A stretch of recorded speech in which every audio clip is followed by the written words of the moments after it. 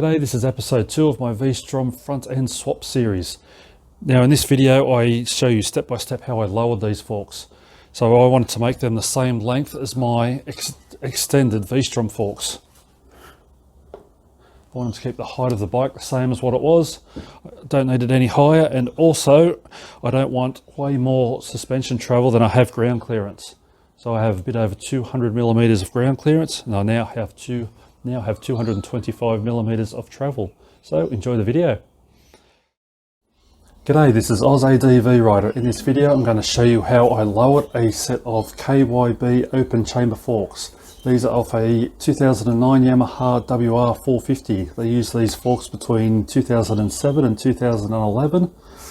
I'm going to lower mine because I plan on fitting them to my custom 2008 Suzuki V-Strom 650. So what you'll need to lower it is a spacer.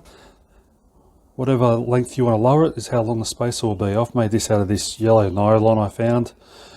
Yeah, any kind of softish material, something that's not brittle, that's not going to break. So I drilled I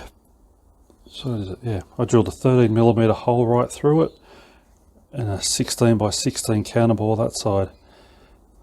So I've made it 75 millimeters long because that's how much I want to lower the forks by. The outside diameter, it's not too important. I've made that 25 millimeters. So first up, we'll back off the clickers all the way out.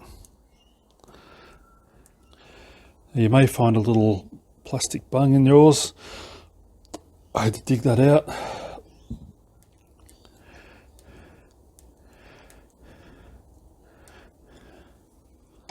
Okay, with the fork still in the triple clamp. Oops. 10 millimeter spanner, loosen off the top pinch bolt.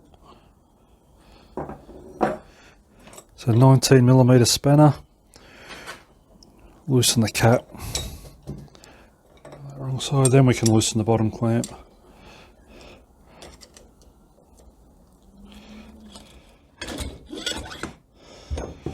Alright, now we can remove the cap completely.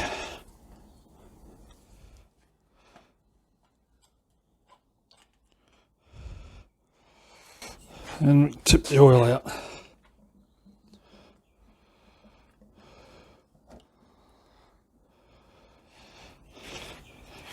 So we just wind that back down by hand. Next up, we want to undo the bottom cap. So this will want to turn everything inside it, so we need to compress it while we do it. This is where a rattle gun would come in handy. I'm going to use the axle. Stick that in there, just to give me something to push on. 14 millimeter in hex. So we want to push down and turn. Oh, that got it.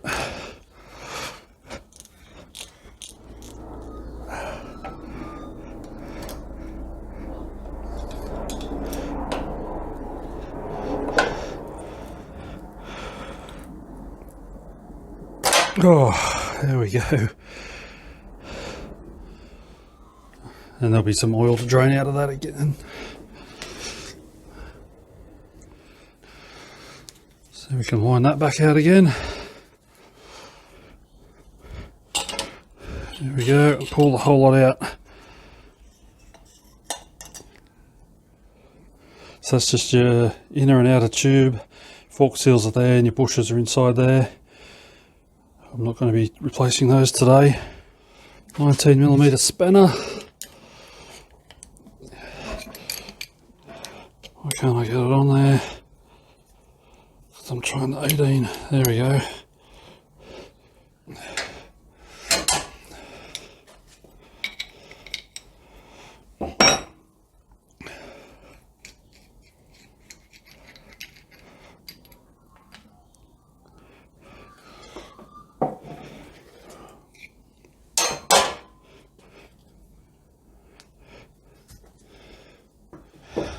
Next we have to separate these two. It unscrews here. We need to clamp onto this part.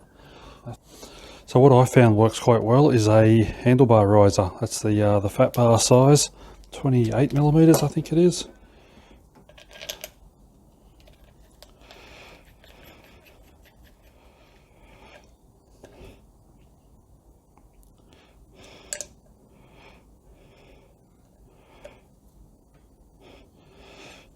that can go in the vise.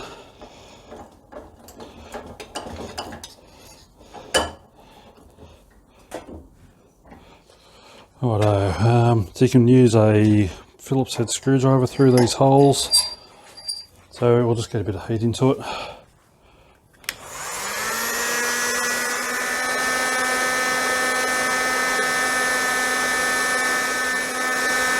We'll try that. Oh, there we go. Yeah, just a bit of Loctite on these.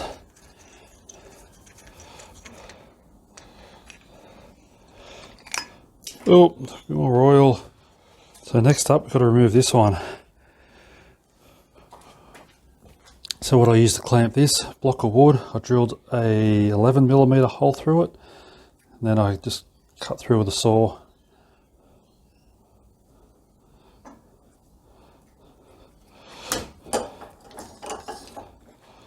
So for this we need a 22mm spanner. And again, this will be Loctited, so we need a bit of heat.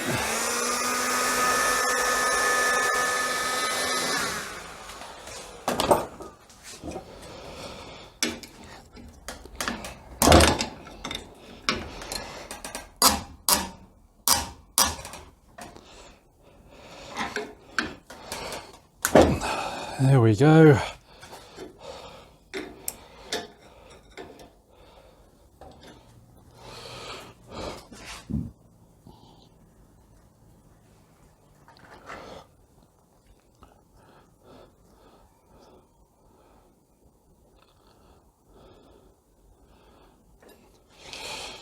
Something else I forgot too, I should have pulled this out so it doesn't drop out and get damaged. Oh, it must be that way. Our spring actually slides over that part.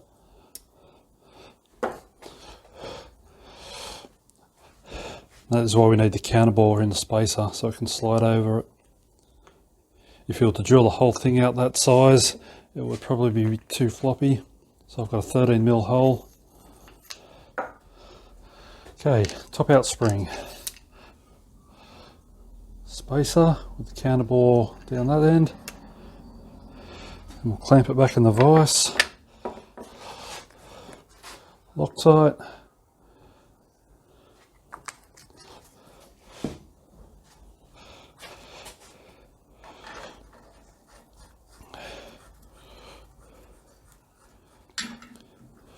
.22mm spanner.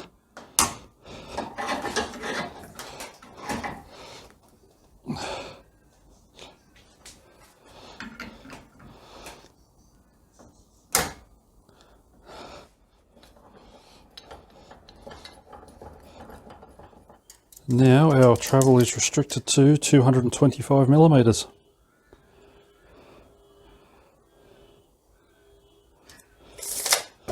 And the forks are fully extended, it'll top out. So we can start putting this back together again. Loctite. Screw this back on.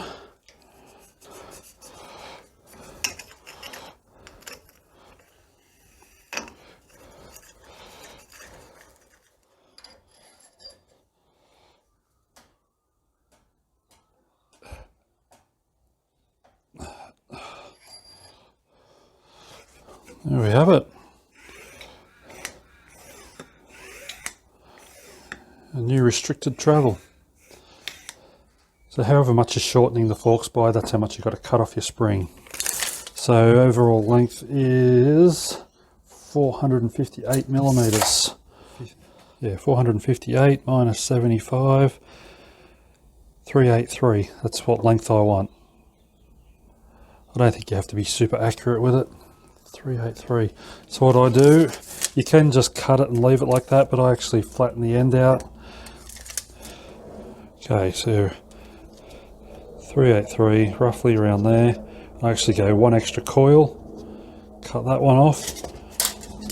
Oops. Yeah, I'll cut it there, heat it up and bend it back.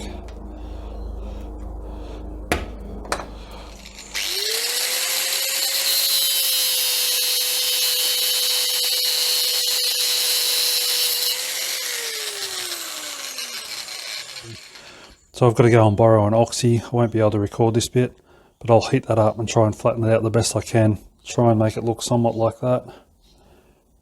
You can just leave it like that if you want, but flatten it out will just give it a better seat. Righto, I'll be back soon. So I bent up the end of the spring, just flattened it out a bit so it'll sit a bit nicer. It's not perfect, but that sits a lot better than if I just left it. So we can fit the spring over the spring guide. So I've just put a spanner in there to hold it up. So we just need to fit this temporarily. It will come back off again soon. So we'll fit this back into the fork leg.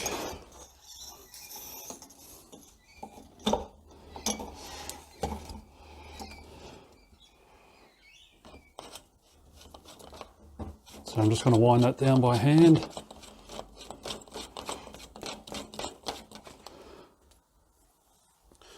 Flip it over now. So we just need to compress it a bit so there's a bit of tension on it and it won't spin. Again, if you've got a rattle gun, that'd be very handy right now. You don't want to over tighten it, so set your tension on it. There we go.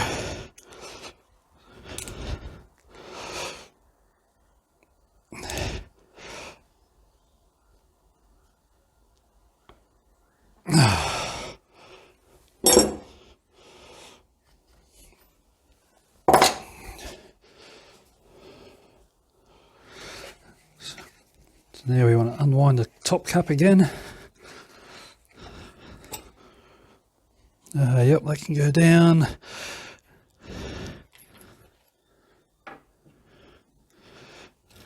That can drop down, that's fine. Take the spring back out. Now we fill it with oil. So I'm using 5-weight oil.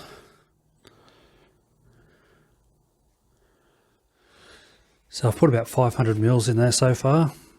I'll try and get some air out. Not much gurgling happening.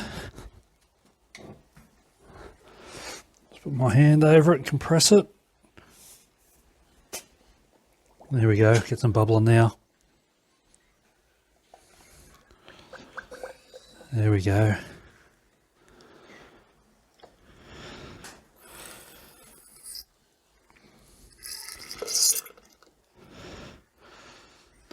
Right, I seem to have all the air out of that. Got to put our rebound dampening rod back in again.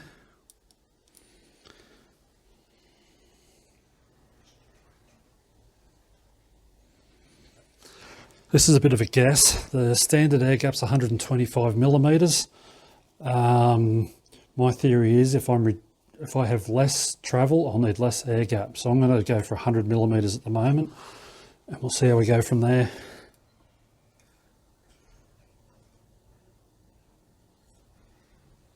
We need to pour a bit out. Yeah, you can get like syringes where you set the depth, you set it in, suck the oil out and it'll be set. I don't have one of those, I use a ruler. I put my tape at 110 millimeters and then I dip it into the tapes at the top of the fork. Oops. And what I'm looking for is the oil at the 10 millimeter mark. So I'm at 20, so I need to tip a little bit more out. Pretty high tech, I know. Yeah, that's pretty good. Oh yeah, now we need this back up again. We need the spring on.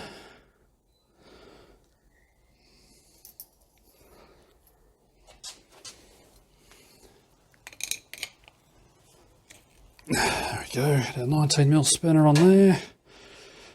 And the other one on the cap. Lock the two up. There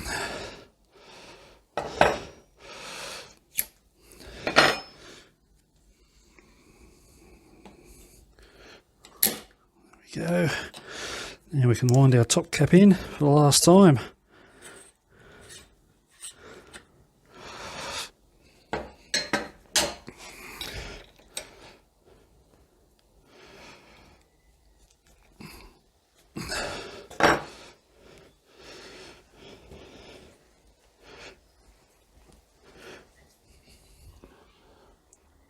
Okay, all done. 2 lowered fork legs.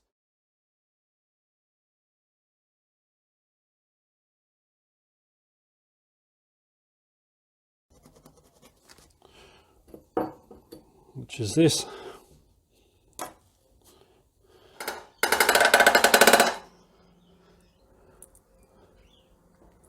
There we have it, and hopefully that still fits.